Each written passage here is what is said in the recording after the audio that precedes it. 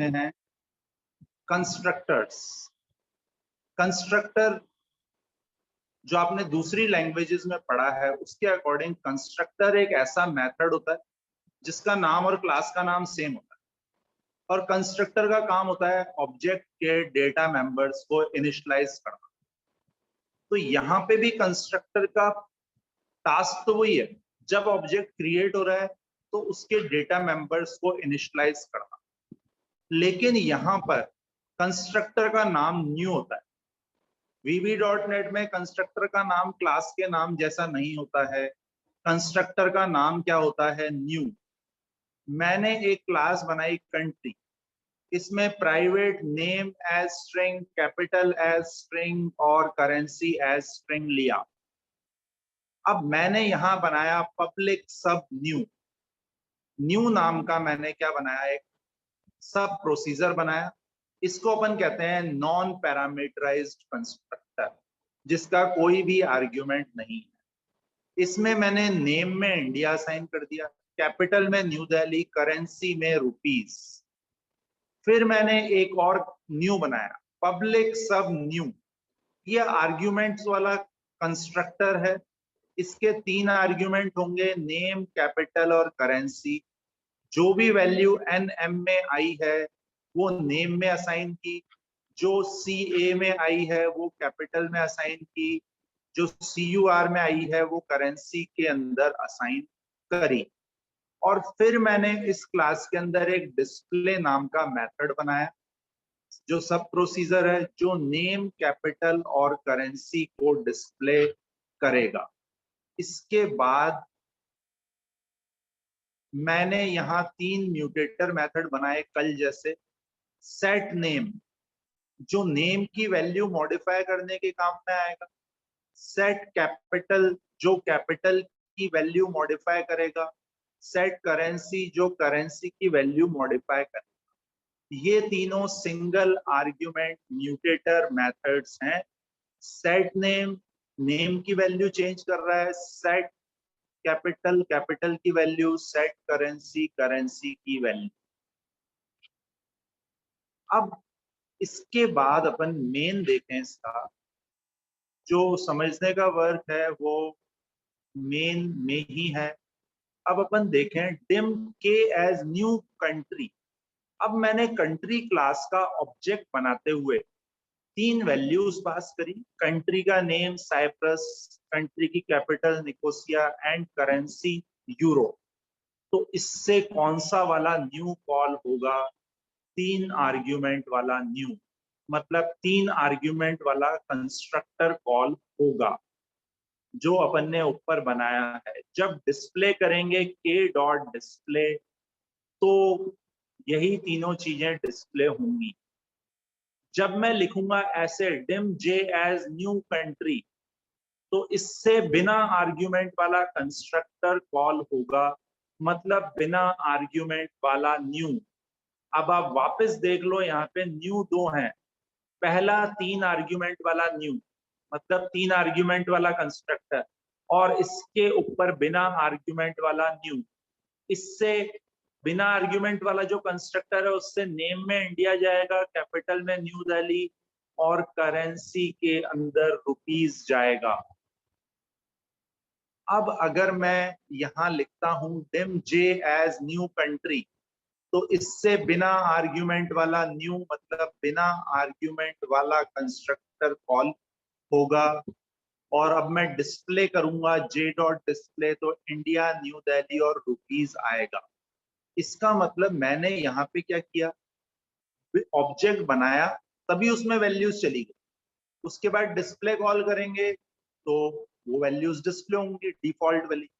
ऊपर मैंने dim K as new country object बना के मैंने कंट्री का नेम, कैपिटल और करेंसी पास करी। तो अब मुझे अलग से सेट मेथड्स को कॉल करने की जरूरत नहीं है। जब ऑब्जेक्ट बन रहा है तभी उसके डेटा मेंबर्स में वैल्यूज चली जाएंगी। जे में इंडिया, न्यू दिल्ली, रुपीस है। अब मुझे जे के अंदर की वैल्यू मॉडिफाई करती हो तो set name, set capital, set currency को कॉल किया। फिर जे डॉट डिस्प्ले, इससे जो मैंने नई वैल्यूज दी हैं वो डिस्प्ले होंगी। पहले जे में इंडिया न्यू दिल्ली रुपीस था, अब जो मैंने वैल्यूज पास करी हैं तीनों वो स्टोर हो गई। कंस्ट्रक्टर ओवरलोडिंग, मैंने यहाँ पे वही कंट्री क्लास है, नेम कैपिटल करेंसी, एक न्यू बनाया बिना आर्ग्यूमेंट का, जिससे कंट्री के नेम कैपिटल और करेंसी में वैल्यू स्टोर रहेंगी। एक मैंने बनाया पैरामीटराइज्ड कंस्ट्रक्टर 3 आर्ग्यूमेंट वाला, जिसमें नेम कैपिटल और करेंसी आएंगे, ये एक पैरामीटराइज्ड कंस्ट्रक्टर। और मैंने एक और पैरामीटराइज्ड कंस्ट्रक्टर बनाया जिसमें सिर्फ नेम और कैपिटल ही आएगा, करेंसी नहीं आएगी। तो जो एनएम में आया उसको मैंने नेम में असाइन कर दिया, जो सीए में आया उसको कैपिटल में असाइन कर दिया, और करेंसी में अनडिफाइंड स्टोर रहेगा। इसको अपन कहते हैं कंस्ट्रक्टर ओवरलोडिंग। एक न्यू मतलब कंस्ट्रक्टर बिना आर्ग्यूमेंट वाला, एक 3 आर्ग्यूमेंट वाला, और एक 2 आर्ग्यूमेंट वाला। तो जब मैं कुछ भी वैल्यू पास नहीं करूंगा ऑब्जेक्ट बनाते हुए तो ऊपर वाला न्यू कॉल होगा, 3 वैल्यूज पास करूंगा तो ये वाला कॉल होगा, 2 वैल्यू पास करूंगा तो ये नीचे वाला आस्क वाला कॉल होगा। फिर मैंने यहाँ पे डिस्प्ले मेथड बनाया जो नेम कैपिटल करेंसी को डिस्प्ले कर रहा है। Set name, set capital, set currency बनाए। ये सिंगल आर्ग्यूमेंट म्यूटेटर मेथड्स हैं जो नेम कैपिटल और करेंसी की वैल्यू को डिस्प्ले कर रहे हैं। फिर इसके बाद मैंने एक सेट डेटा भी बनाया। सेट डेटा एक 3 आर्ग्यूमेंट वाला जो नेम कैपिटल करेंसी तीनों में वैल्यू सेट करेगा। एक सेट डेटा मैंने 2 आर्ग्यूमेंट वाला बनाया जो नेम और कैपिटल की वैल्यू ओवरराइट करेगा। अब ये सेट डेटा भी ओवरलोडेड मेथड, जैसे कंस्ट्रक्टर ओवरलोडेड था, सेट डेटा भी ओवरलोडेड है।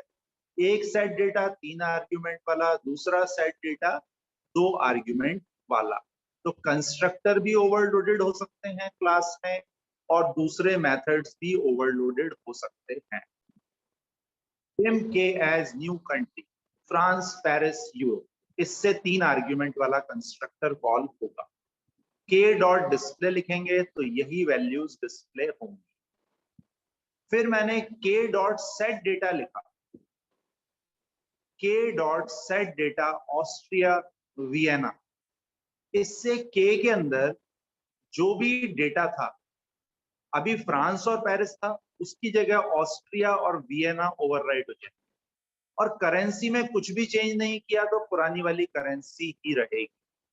अगर अपने को चेंज करना हो तो सेट करेंसी मेथड को अपन कॉल कर सकते हैं और कोई दूसरी करेंसी दे सकते हैं। फिर डिस्प्ले करेंगे तो यही तीनों वैल्यूज डिस्प्ले होंगी। इसका मतलब ये है कि सेट डेटा को जब मैं कॉल करूंगा, जितनी वैल्यूज मैंने पास करी वो तो स्टोर होंगी, और जो मैंने पास करा ही नहीं है उसकी जगह क्या रहेगा, जो उसकी पुरानी वैल्यू। तो के में पुरानी वैल्यू क्या है करेंसी की, यूरो, तो वो यूरो ही रहेगी।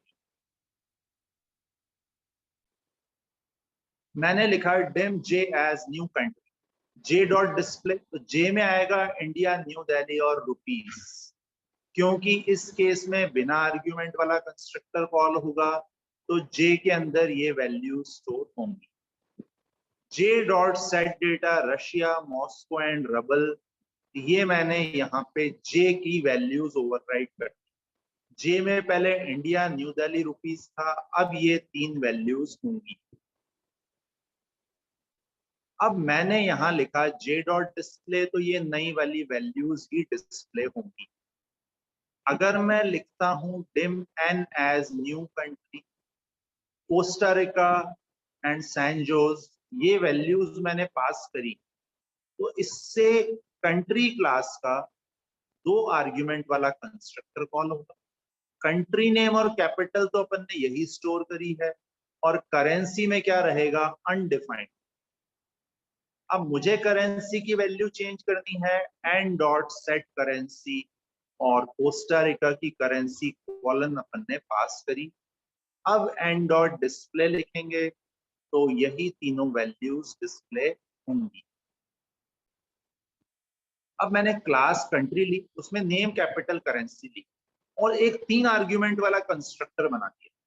3 आर्ग्यूमेंट वाला कंस्ट्रक्टर बना दिया और एक मैंने क्या बना दिया, इसमें डिस्प्ले नाम का मेथड बना दिया। 2 ही चीजें बनाई है मैंने और इसके अलावा सेट वाले मेथड्स हैं इसमें। अब आप यहां देखो ध्यान से, ये line dim K as new country Germany, Berlin and euro, इससे 3 आर्ग्यूमेंट वाला कंस्ट्रक्टर कॉल होगा और उसके अंदर ये तीनों वैल्यू स्टोर हो जाएंगे। K dot display Germany, Berlin and euro display हो जाएगा। अब dim Q as new country लिखा, इससे कौन सा कंस्ट्रक्टर कॉल होगा, बिना आर्ग्यूमेंट का, लेकिन वो तो अपन ने बनाया ही नहीं है, तो यहां पे आएगा कंपाइल टाइम एरर। इसका मतलब ये है कि अगर आपने क्लास में एक भी कंस्ट्रक्टर नहीं बनाया, जैसा कि अपन अभी तक कर रहे थे आज से पहले तक, तब तो अपन ऐसा लिखते थे, तब तो चल जाता था। उस केस में बिना आर्ग्यूमेंट वाला कंस्ट्रक्टर ही कॉल होता था, लेकिन वो कंस्ट्रक्टर vb.net प्रोवाइड करता था, डिफॉल्ट कंस्ट्रक्टर। लेकिन अपन ने अगर कोई कंस्ट्रक्टर बना दिया, तो जो कंस्ट्रक्टर अपन ने बनाया है अपन सिर्फ उसी को यूज कर सकते हैं। जैसे कि इस प्रोग्राम में मैंने 3 आर्ग्यूमेंट वाला कंस्ट्रक्टर बना दिया, तो उस 3 आर्ग्यूमेंट वाले कंस्ट्रक्टर को ही मैं यूज कर सकता हूं। अगर मैं 3 की जगह 2 आर्ग्यूमेंट वाला कॉल करूं यहां से, तो एरर आएगा। बिना आर्ग्यूमेंट वाला कॉल करूं तो एरर आएगा। इसका मतलब है कि अगर आपने क्लास में एक भी कंस्ट्रक्टर नहीं बनाया, तो आप बिना आर्ग्यूमेंट वाला डिफॉल्ट कंस्ट्रक्टर यूज कर सकते हो। और अगर आपने कोई कंस्ट्रक्टर बना दिया, तो जो आपने बनाया है उसको आप यूज कर सकते हो। अभी तक तो मैं खुद वैल्यूज पास कर, अब मुझे यूजर से इनपुट लेना हो डेटा मेंबर्स की वैल्यूज का, तो वो कैसे करेंगे। मैंने एक क्लास बनाई कंट्री, वही इसमें नेम और कैपिटल लिए। इसमें मैंने एक्सेप्ट नाम का सब प्रोसीजर बना दिया। एक्सेप्ट सब प्रोसीजर में यूजर से नेम और कैपिटल का इनपुट लिया। डिस्प्ले प्रोसीजर के अंदर नेम और कैपिटल को डिस्प्ले करवाया। अब मेन के अंदर अगर अपन देखें, तो मैंने यहां लिखा dim K as new country.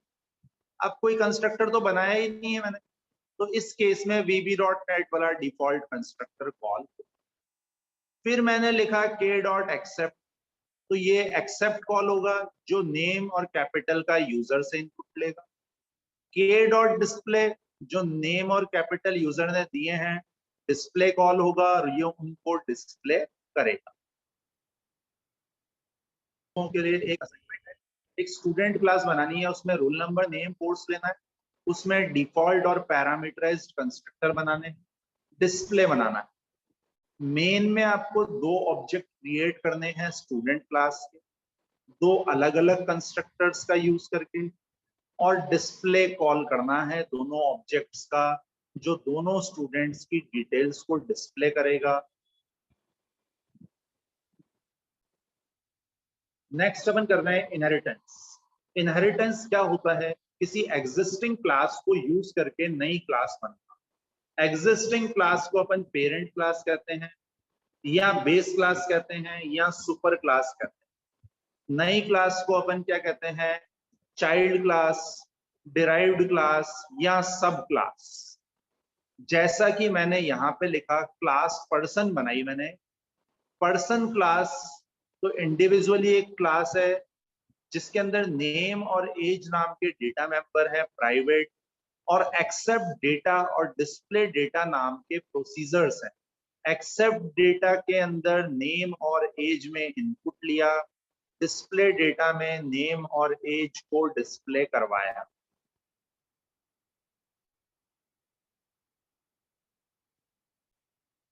अब अपन इसके इनहेरिटेंस में, इनहेरिटेंस में मैंने लिखा class employ inherits person. Inherits के लिए, इनहेरिटेंस के लिए इनहेरिट्स कीवर्ड काम में आता है। तो क्लास, क्लास का नाम, इनहेरिट्स पर्सन, तो इनहेरिट्स के बाद आता है पेरेंट क्लास का नाम, और इस इनहेरिट्स के पहले आएगा उस नाम की चाइल्ड क्लास बनेगी।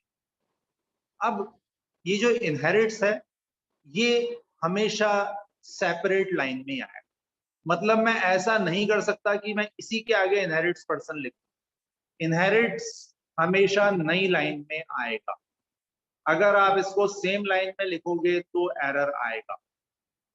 ये दूसरी लैंग्वेजेस से अलग है। यहाँ पे जब भी आप इनहेरिटेंस कर रहे हो, क्लास चाइल्ड क्लास का नाम और एंटर प्रेस करना है, उसके बाद इनहेरिट्स पेरेंट क्लास का। अब मैंने एम्प्लॉय क्लास में एम्प्लॉय आईडी और सैलरी लिए, डेटा मेंबर्स, एम्प्लॉय में एक्सेप्ट बनाया जो ईएमपी आईडी और सैलरी का इनपुट लेगा, और डिस्प्ले बनाया जो ईएमपी आईडी और सैलरी को डिस्प्ले करेगा। अब आप देखो, मैंने पेरेंट क्लास के अंदर तो एक्सेप्ट डेटा और डिस्प्ले डेटा बनाया, चाइल्ड क्लास के अंदर एक्सेप्ट और डिस्प्ले बनाया। चाइल्ड क्लास के अंदर पेरेंट क्लास के फीचर्स अवेलेबल रहेंगे, प्लस चाइल्ड क्लास के खुद के भी फीचर्स होंगे, जैसे कि यहाँ पे चाइल्ड क्लास के डेटा मेंबर्स हैं, एम्प्लॉय आईडी, सैलरी, और एक्सेप्ट और डिस्प्ले मेथड्स हैं। तो चाइल्ड क्लास में जनरली पेरेंट क्लास से ज्यादा फीचर्स होते हैं। अब मेन समझे अपन इसका, मैंने लिखा dim p as new employee, ये मैंने किसका ऑब्जेक्ट बनाया, child class. P dot accept, employee का एक्सेप्ट कॉल होगा जो एम्प्लॉय आईडी और सैलरी का इनपुट लेगा। P dot accept data, accept data employee class में तो है नहीं, लेकिन इसकी पेरेंट क्लास में है, मतलब पर्सन क्लास में, तो पर्सन क्लास वाला कॉल होगा जो कि किसका इनपुट लेगा, नेम और एज का। तो इसका मतलब ये हुआ कि चाइल्ड क्लास के ऑब्जेक्ट का यूज करके पेरेंट क्लास का फंक्शन भी कॉल किया जा सकता है, या पेरेंट क्लास का सब प्रोसीजर भी कॉल किया जा सकता है। फिर मैं अगर लिखूं पी डॉट डिस्प्ले, तो एम्प्लॉय का डिस्प्ले कॉल होगा जो एम्प्लॉय आईडी और सैलरी को डिस्प्ले करेगा। अगर मैं पी डॉट डिस्प्ले डेटा लिखूंगा तो डिस्प्ले डेटा एम्प्लॉय क्लास में नहीं है, लेकिन इसकी पेरेंट क्लास पर्सन में है, तो पेरेंट क्लास का डिस्प्ले डेटा कॉल होगा जो नेम और एज को डिस्प्ले करेगा। अभी अपन ने प्रीवियस प्रोग्राम के अंदर पेरेंट क्लास के अंदर एक्सेप्ट बनाया, एक्सेप्ट डेटा बनाया, चाइल्ड में एक्सेप्ट बनाया, तो मेथड्स के नाम अपन ने अलग अलग रखे। जब अपन पेरेंट और चाइल्ड में सेम नेम के मेथड्स बना देते हैं, सेम नेम सेम आर्ग्यूमेंट्स, उसको अपन क्या कहते हैं, मेथड ओवरराइडिंग, जिसमें चाइल्ड क्लास में आपने ऐसा मेथड बना दिया जैसा पेरेंट क्लास में भी है। अब इसको ध्यान से अपन समझें तो पर्सन क्लास है, पर्सन क्लास में तो वही बनाया मैंने, नेम एज और एक्सेप्ट और डिस्प्ले बनाया मैंने। एक्सेप्ट और डिस्प्ले चाइल्ड क्लास में थोड़ा सा अलग है, वो आप ध्यान से समझो। मैंने यहाँ पर क्या किया, चाइल्ड क्लास में क्लास एम्प्लॉय बनाई मैंने, इनहेरिट्स पर्सन, एम्प्लॉय क्लास की parent class person, employee ID और सैलरी ली। अब मैंने यहाँ पे लिखा एक्सेप्ट ही वापस बना दिया मैंने, एक्सेप्ट वापस बना दिया। अब ये एक्सेप्ट पेरेंट क्लास में भी है, तो चाइल्ड क्लास में इसको बनाते हुए आपको शैडोज कीवर्ड लगाना चाहिए। नहीं लगाओगे तो भी कोई प्रॉब्लम नहीं है, तो भी ओवरराइडिंग हो जाएगी, लेकिन शैडोज लगा दोगे तो वो ज्यादा सही रहेगा प्रोग्राम की रीडेबिलिटी के अकॉर्डिंग। कोई अगर आपके प्रोग्राम को पढ़ रहा है तो उसको देखते ही समझ में आ जाएगा कि ये मेथड पेरेंट क्लास में भी है। तो शैडोज पब्लिक सब एक्सेप्ट। अब ये तो मैंने शैडोज कीवर्ड लगाया एक्सेप्ट के पहले। अब इसी तरह से मैं क्या करूंगा, शैडोज पब्लिक सब डिस्प्ले, डिस्प्लेस बनाते हुए भी मैंने क्या कर दिया, शैडोज कीवर्ड लगा दिया। तो अब मैंने चाइल्ड क्लास के अंदर ऐसा मेथड बनाया जैसा मेथड पेरेंट क्लास में है, तो इसको अपन कहते हैं method overriding. Shadows keyword child class में बनाते हुए लगाना ऑप्शनल है, नहीं लगाएंगे तो भी कोई एरर नहीं आएगा। अब अपन देखें dim p as new employee. अब मैंने लिखा p डॉट एक्सेप्ट, तो एक्सेप्ट तो एम्प्लॉय में भी है और इसके पेरेंट पर्सन में भी है, लेकिन ओवरराइडिंग के केस में चाइल्ड क्लास वाला मेथड पेरेंट क्लास वाले मेथड को हाइड कर लेगा, मतलब पेरेंट वाला एक्सेप्ट कॉल नहीं होगा, तो एक्सेप्ट किसका कॉल होगा? एम्प्लॉय क्लास का। मैंने लिखा p डॉट एक्सेप्ट, तो एम्प्लॉय का एक्सेप्ट कॉल होगा। अब ये आप ध्यान से समझो, एम्प्लॉय के एक्सेप्ट में मैंने एम्प्लॉय आईडी का इनपुट लिया और सैलरी का इनपुट लिया। अब लेकिन मुझे तो पेरेंट क्लास वाला एक्सेप्ट भी कॉल करना है कि नेम और एज का भी इनपुट ले, तो अब पेरेंट क्लास वाले एक्सेप्ट को कॉल करने के लिए काम में आता है MyBase keyword, MyBase dot accept. MyBase dot accept मतलब पेरेंट क्लास का एक्सेप्ट, मतलब पर्सन क्लास का एक्सेप्ट।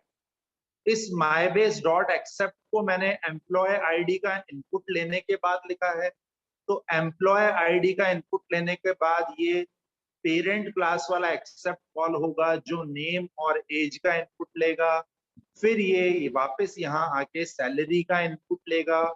अगर मैं MyBase डॉट एक्सेप्ट को लास्ट में लिख दूं इधर सैलरी का इनपुट लेने के बाद, तो ये एम्प्लॉय आईडी सैलरी का इनपुट लेगा, फिर ये नेम और एज का इनपुट लेगा। तो MyBase डॉट एक्सेप्ट अगर मैं नहीं लिखता हूं तो पेरेंट क्लास वाला एक्सेप्ट कॉल नहीं होगा, सिर्फ ये एम्प्लॉय आईडी और सैलरी का इनपुट लेके रुक जाएगा।